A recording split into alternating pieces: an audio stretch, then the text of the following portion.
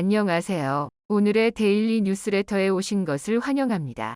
1. 한국의 무한한 유전. 2. 남태평양의 상상할 수 없는 것.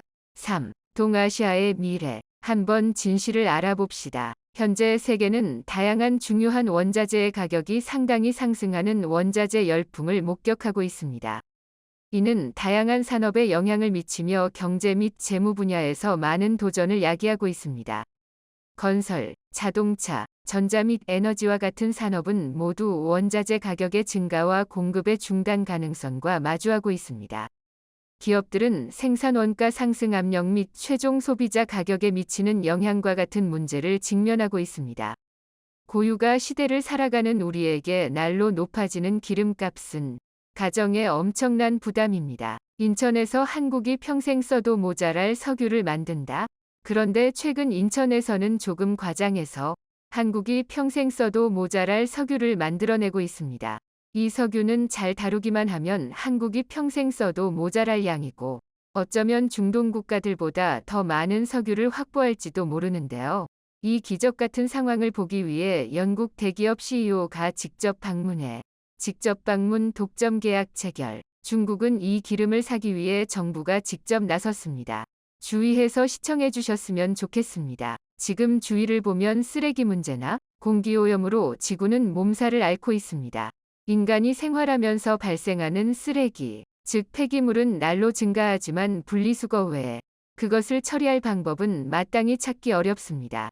폐기물은 인간의 생활 또는 산업활동 과정에서 발생된 쓸모없어진 물질로서 가정에서는 음식물 쓰레기, 음식 포장용기 및 종이 등이 발생하고 산업체에서는 폐목재, 고철, 폐유, 폐합성수지, 폐비닐 등등이 발생합니다. 환경부에 따르면 인간이 한평생 살면서 배출하는 생활 쓰레기가 무려 55톤에 이른다고 하는데 산업구조가 고도화될수록 그 폐기물의 종류가 다양해지고 그 양도 기하급수적으로 늘었죠. 그러나 폐기물 중 특히 플라스틱이나 폐비닐은 재활용이 불가능해 환경에 치명적이지만 이들의 사용 비중은 그 편리함으로 인해 매년 증가 추세에 있습니다.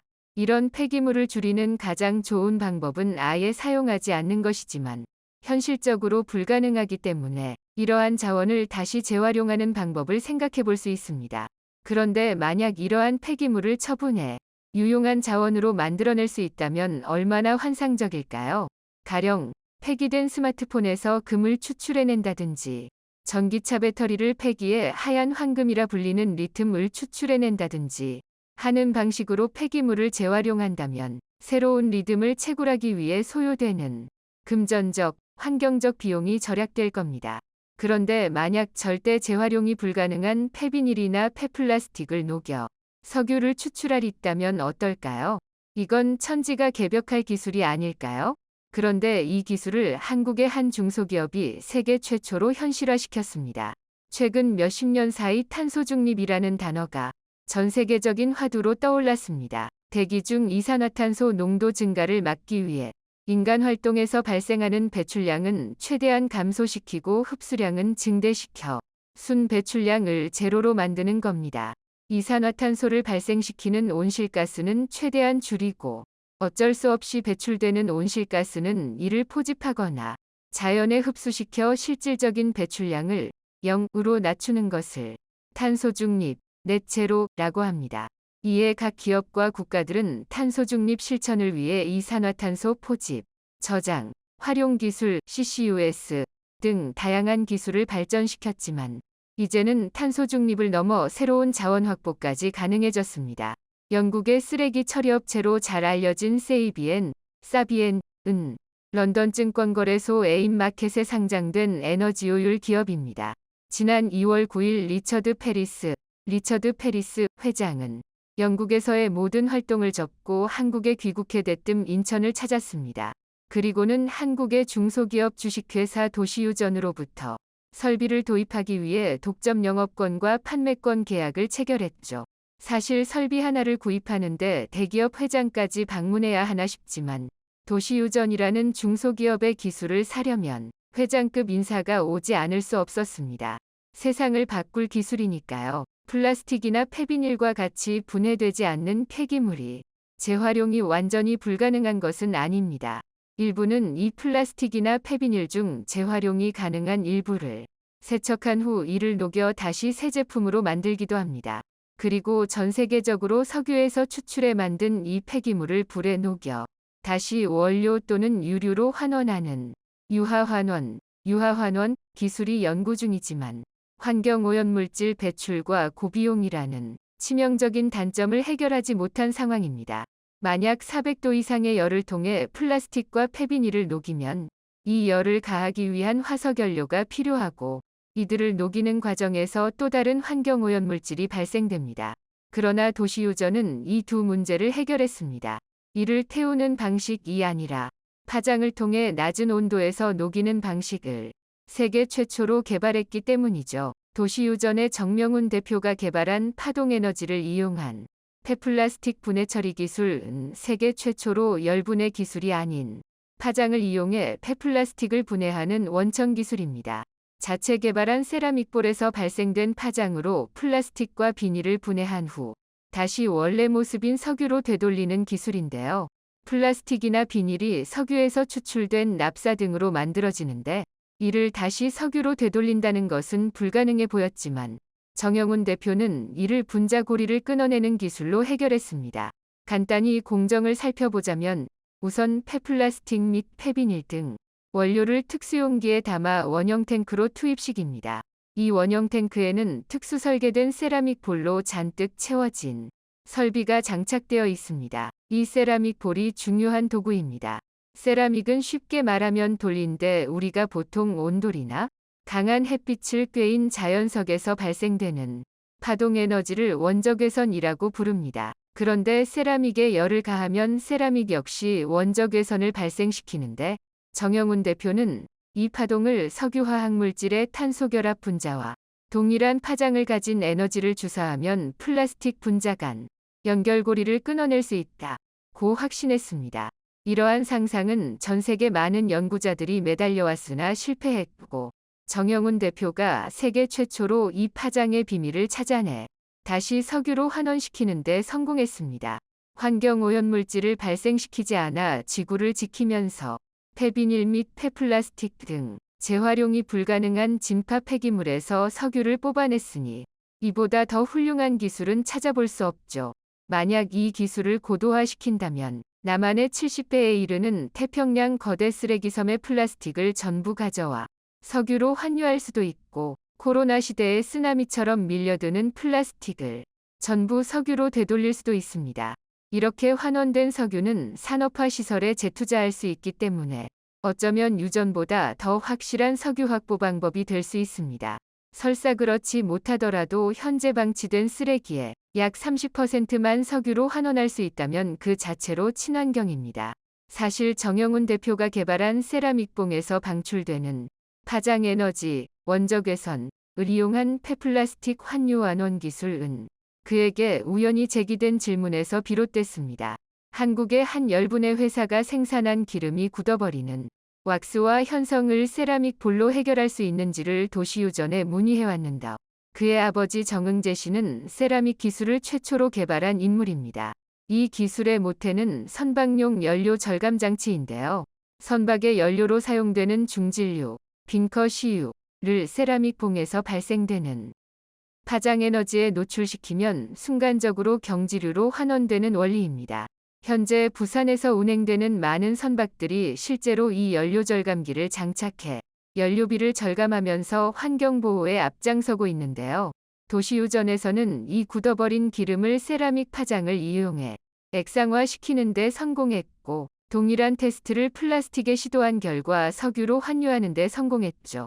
이 세라믹 파장을 발생시키기 위해서는 열을 세라믹 봉에 가해야 하는데 전체 공정에서 발생되는 온도가 300도를 넘지 않습니다. 원천적으로 환경유해 물질의 발생을 차단하기 때문에 400도가 넘는 기존의 열분해 방식과는 차원이 다른 기술인데요.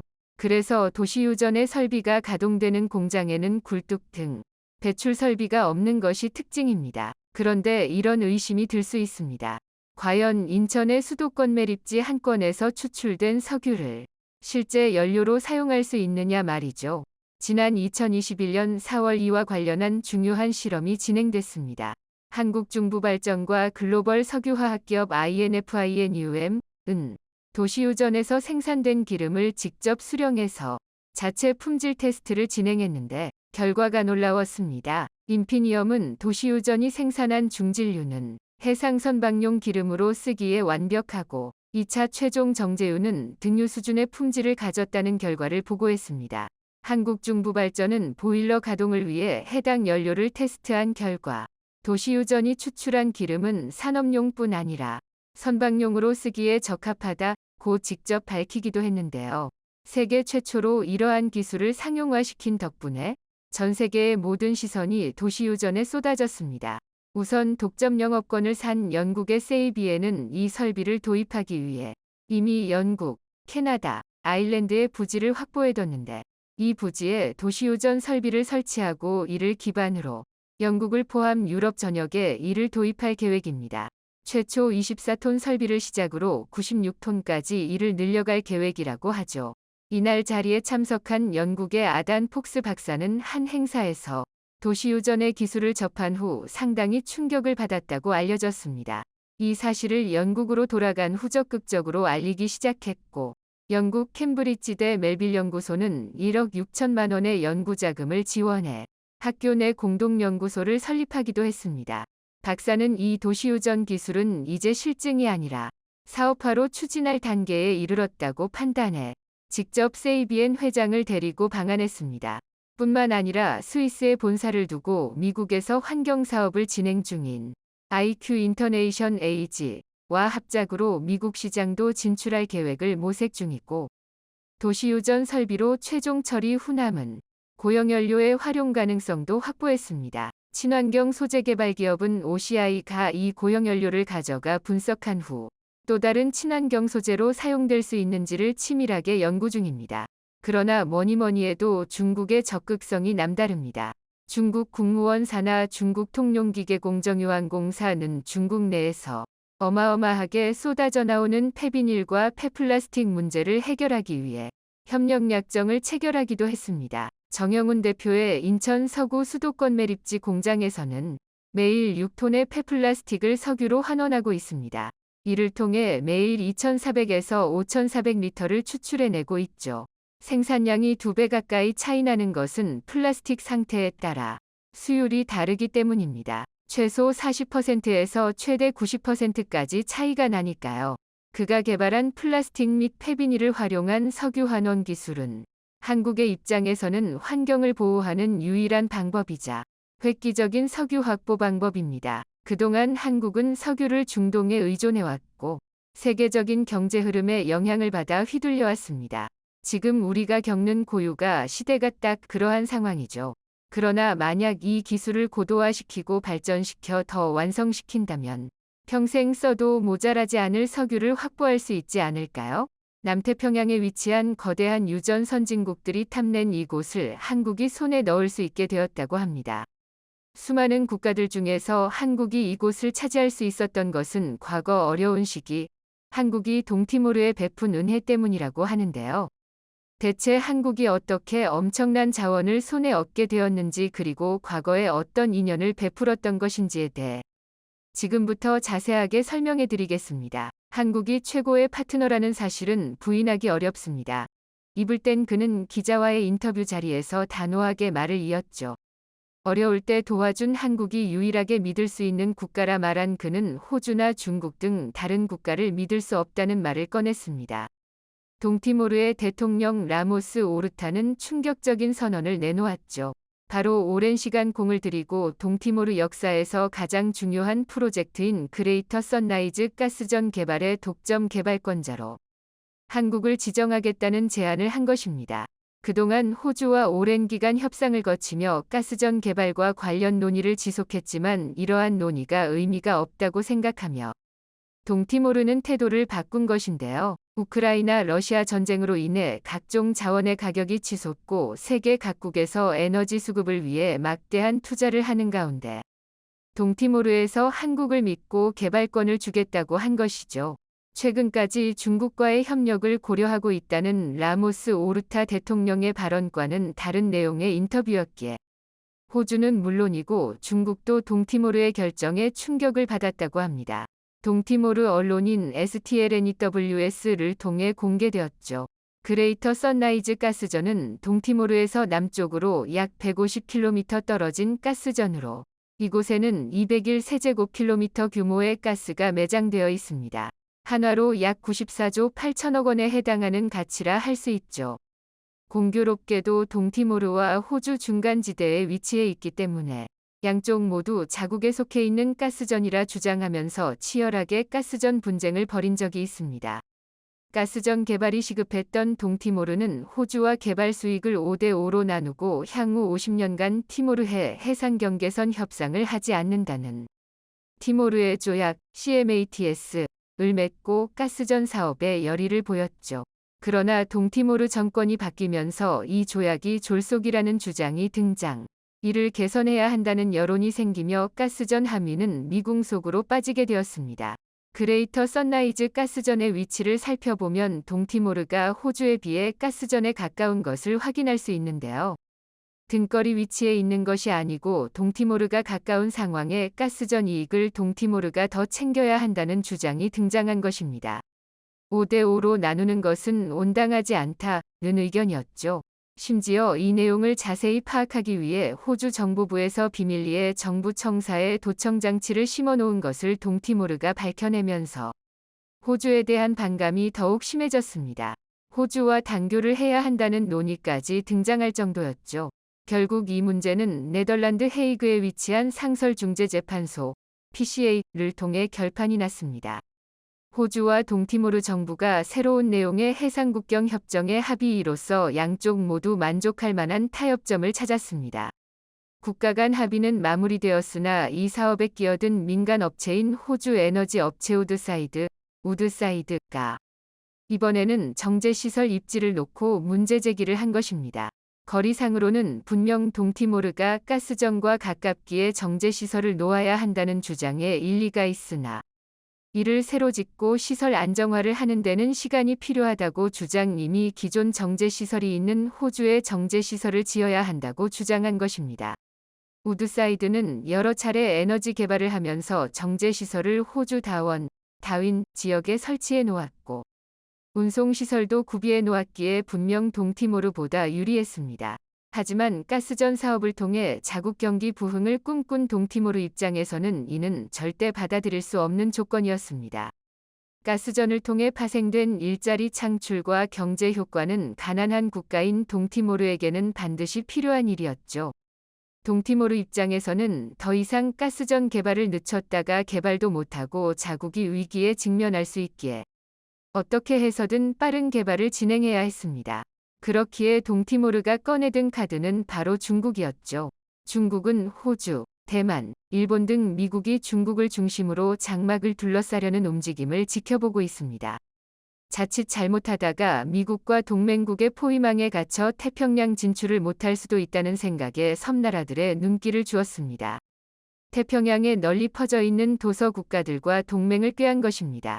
도서국들은 유엔 회의에서 한 표를 행사할 수 있는 엄연한 독립국들, 그리고 태평양 도처에 자신의 영토를 두고 있기 때문에 포위망에서 벗어날 수 있는 틈을 제공합니다. 사업 기회 역시 중국은 재빠르게 눈치채고 차이나머니를 풀었죠. 그 결과 솔로몬 제도가 중국과 손을 잡는 모습을 보였습니다. 그동안 미국에게 도움을 줄기차게 요청했던 태평양 국가들은 중국의 차이나머니를 거부하기가 어려웠죠. 다른 국가들 역시 비슷한 반응을 보였고 동티모르 역시 중국의 제안을 받는 것을 고려할 수 있게 되었습니다. 호주만을 계속 붙잡고 사업을 추진할 필요가 없어진 셈이죠. 동티모르 쪽에 가까운 가스전을 중국 돈을 받아 일찍 개발한다면 급한 불을 끌 수 있었기에 동티모르는 중국 석유공사와 회의를 가지며 가스전 개발 파트너로 다른 국가들을 검토하기 시작합니다. 영국 매체 더 타임스와 인터뷰를 한 라모스 오르타 대통령은 호주의 잘못이 크다고 말하며 중국과 손을 잡는 것은 도서국 입장에서 잘못이 아니라는 언급을 할 정도였습니다. 왕이 외교부장의 태평양 순회 방문 때도 동티모르는 왕이 부장을 반갑게 환영하며 귀빈으로 모시는 등 중국은 중요한 국가로 부상하게 되었죠. 위기감을 느낀 호주는 차이나머니의 함정에 빠진 스리랑카의 사례를 언급하며 중국의 덫에 동티모르가 넘어갈 수 있다는 사실을 언급했는데요. 실제로 중국 돈을 차관으로 들여 대규모 사업을 벌인 스리랑카는 현재 파산 직전이고 IMF 구제금융을 기다리는 처지입니다. 나라 전체가 혼란에 빠지고 대통령은 국외로 도망치기까지 했습니다. 동티모르도 이 사실을 모르는 것은 아니었는데요. 특히 중국이 노골적으로 동티모르 주변 섬 지역을 가리키며 중국 함선이 이용할 수 있는 항구를 짓자는 제안에 난색을 표하며 곤란에 빠지기도 했죠. 그렇다고 다시 호주와 손을 잡고 사업을 추진하자니 길고 긴 협상을 또 다시 거쳐야 하는 문제가 기다리고 있었습니다. 그런데 라모스 오르타 대통령이 뜻밖의 생각을 하게 됩니다. 바로 한국에게 독점 개발권을 부여해 사업에 참여하도록 한 것이죠. 사실 동티모르가 한국을 떠오른 것은 이상한 일이 아닙니다. 동티모르는 한국과 인연이 매우 깊은 나라로 오래전부터 한국의 도움을 받았고 이 은혜를 잊지 않겠다고 한 나라죠. 1999년 인도네시아로부터 독립할 당시 동티모르는 친인도네시아 민병대가 유혈 사태를 일으키는 등 불안한 상황이었습니다. 한국 정부는 유엔의 요청을 받아들여 상록수 부대를 평화유지군으로 파병해 동티모르와 인연을 맺었습니다. 가장 어려운 시기 이들에게 찾아온 상록수 부대는 동티모르인들에게 잊을 수 없는 블루엔젤이 되었는데요. 푸른 모자를 쓰는 유엔 평화유지군을 가리킨 별명이 바로 블루엔젤입니다. 한국인들은 이들 동티모르인들에게 헌신을 보여주었죠. 외진 마을까지 의료 서비스는 물론이고 위생교육과 이발 등 당시 동티모르 주민들이 누리기 힘든 서비스를 상록수 부대는 제공했습니다.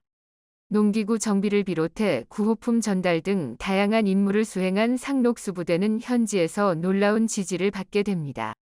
오지에 가까웠던 동티모르를 위해 상록수 부대는 한글과 현지어로 지명을 표기한 도로 표지판을 세워주는 한편 급경사와 낙석 지역에도 경고 표지판을 만들어 주민들을 위했습니다.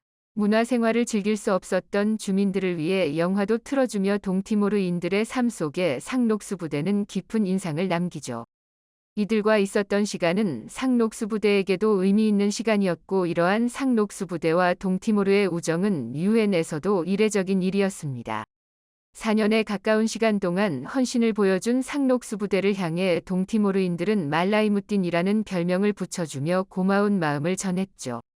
동티모르 대통령들도 한국에 대해 감사의 인사를 꼭 전하며 한국이 동티모르에 기여해준 일을 잊지 않는다는 말을 남길 정도인데요.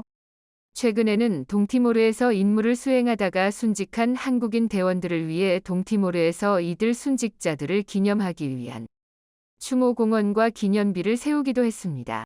에카트강 인근에 세워진 공원에서 상록수 부대원들을 위해 기념행사가 열리자 100명이 넘는 주민들이 자발적으로 추모공원을 찾아와 상록수 부대원들에 대한 애통한 마음을 드러낸 것은 상록수 부대원들이 보여준 따뜻한 마음과 헌신 때문이었죠. 오르타 대통령 역시 이를 잘 알고 있었고 한국의 도움을 구한 것입니다. 아무것도 없을 당시 자신들을 위해 헌신해준 한국에게 보답하는 취지이자 한국의 뛰어난 기술력을 믿고 독점 개발권을 제안한 것이죠. 이미 한국 기업인 SKENS가 동티모르 바이오운단 천연가스 생산 설비를 이용해 CCS, 이산화탄소 포집, 사업을 하는 것을 동티모르는 지원한 적이 있었는데요. 이미 한 차례 협력을 해본 결과 믿을 만하다는 판단이 동티모르 정부 입장에서는 든 것이죠. 동티모르의 갑작스러운 협력 파트너 변경에 당황한 중국은 다 된 밥이라 생각했다가 뒤통수를 크게 맞은 셈인데요.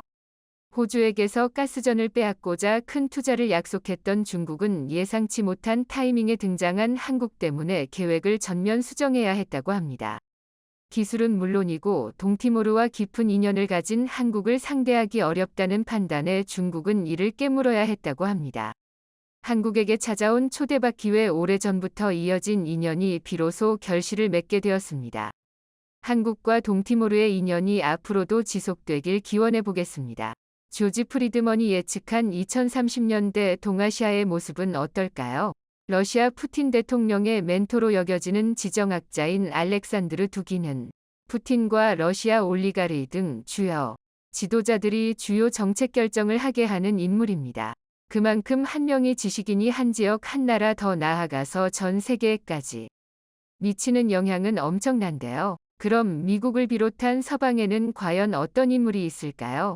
여러 지식인들이 있겠지만 이번에 다뤄볼 인물은 바로 세계적인 지정학자인 조지 프리드먼입니다. 그는 푸틴이 작성한 지정학의 기초처럼 2000년대 중후반경 지정학 보고서를 작성해 앞으로의 50년, 100년 뒤 세계를 내다보는 보고서를 작성해 세계적으로 주목을 받았습니다.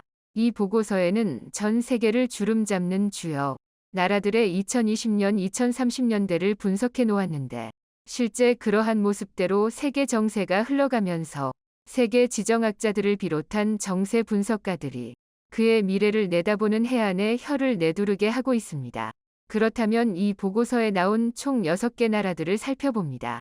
첫 번째 중국. 조지 프리드먼은 중국의 막대한 채무를 중국의 부정적인 미래로 그리고 있습니다. 현재 중국은 회수가 불가능한 채무가 덫이 될 것으로 지난 2000년대부터 이미 예측했습니다.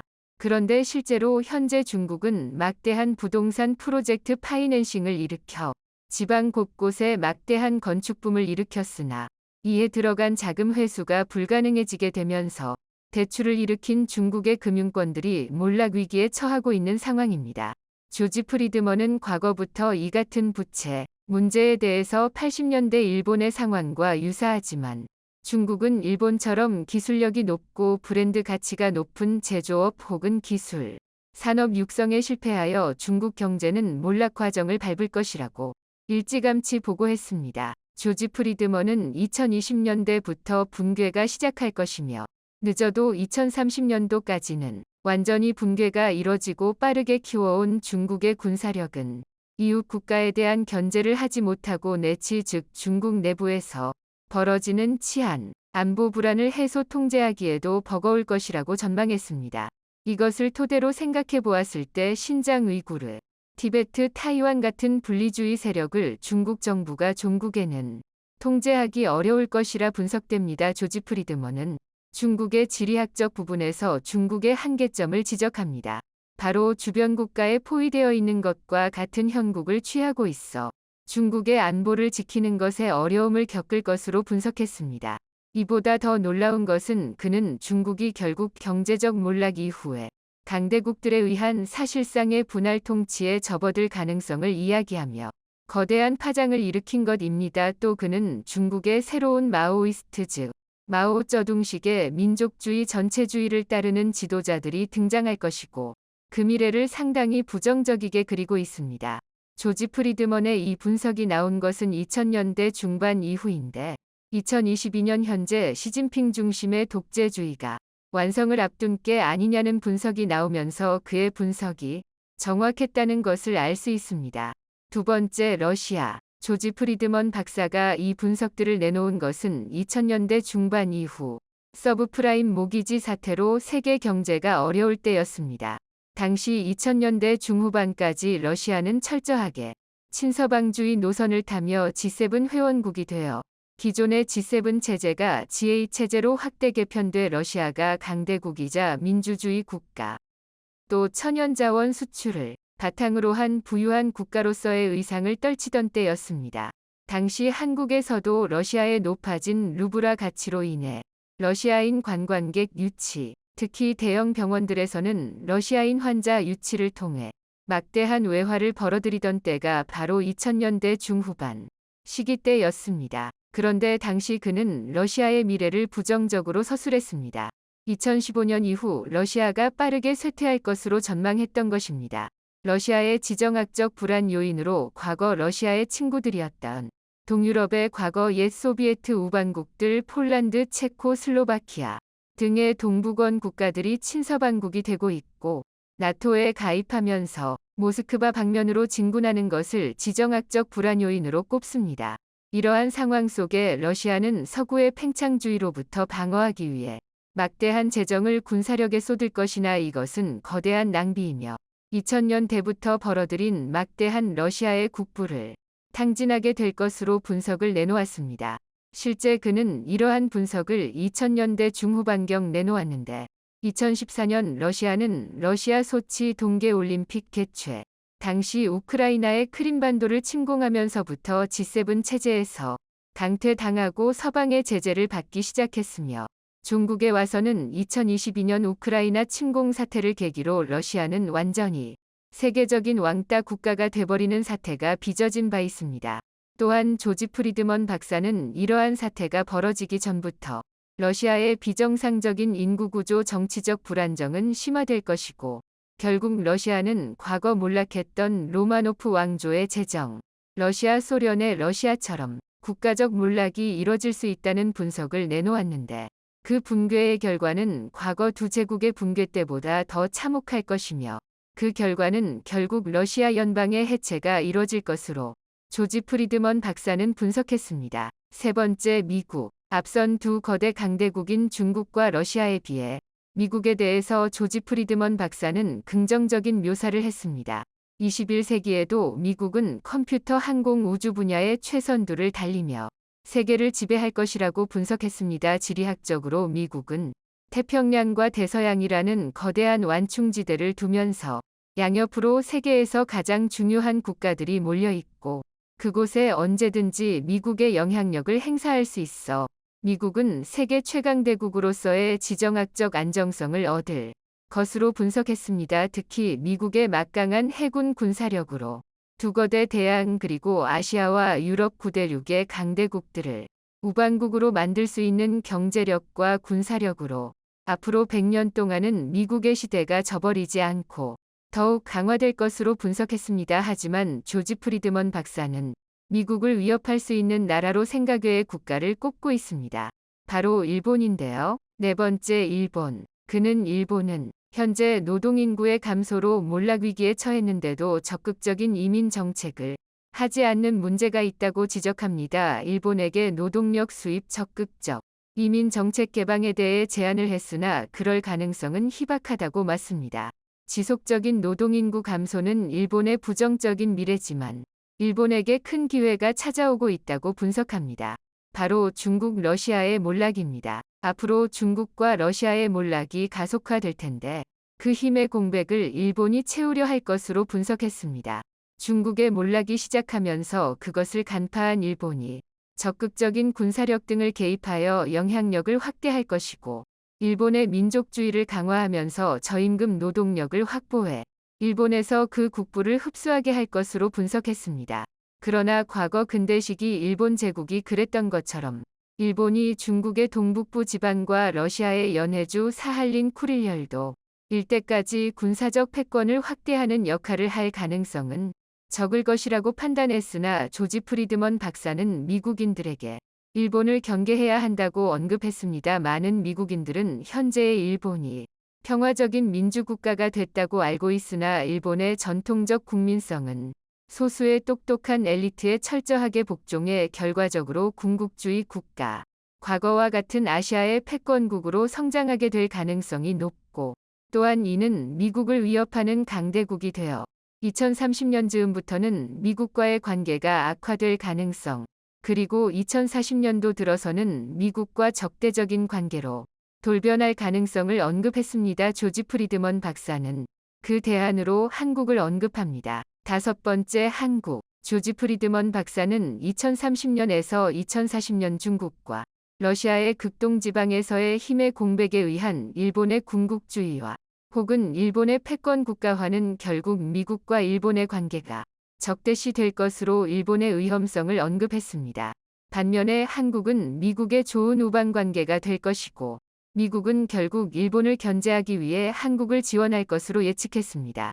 한국은 2020년대 2030년대까지는 통일된 한반도가 만들어질 것이며 이때 한국은 미국의 도움을 받아야 한다고 언급했습니다. 통일 후 한국의 인구는 7천만 인구 대국이 되어 일본에 뒤지지 않고 모든 분야에 있어서 일본을 위협할 수준까지 도달하게 될 것으로 언급했습니다. 무엇보다 중국의 힘의 공백에 의해 통일, 한국이 이뤄지게 되면 중국 동북 삼성 만주 지방에 한국에게 큰 기회가 열리게 될 것으로 언급했습니다. 일각에선 조지 프리드먼의 해석에 대해 한국이 고구려 발해 등의 옛 고토들을 회복한다는 의미로까지 보는 시각이 존재하며 만주지방 경제권이 통일 한국의 경제권에 편입될 가능성이 있을 것이라는 해석이 나오기도 합니다. 6번째, 터키. 조지 프리드먼 박사는 미국이 러시아의 군사적 패권 성장을 막기 위해선 터키와 손을 잡아야 할 것으로 분석했습니다. 미국과 터키의 동맹관계는 전통적인 동맹관계이며 터키의 지원 요구를 미국이 대부분 수용할 것으로 봤습니다. 터키는 중동 이슬람권 국가들의 맹주이자 흑해 일대의 맹주로 2030년대부터는 마치 일본처럼 미국의 패권을 위협할 만한 나라로 성장할 것으로 내다봤습니다.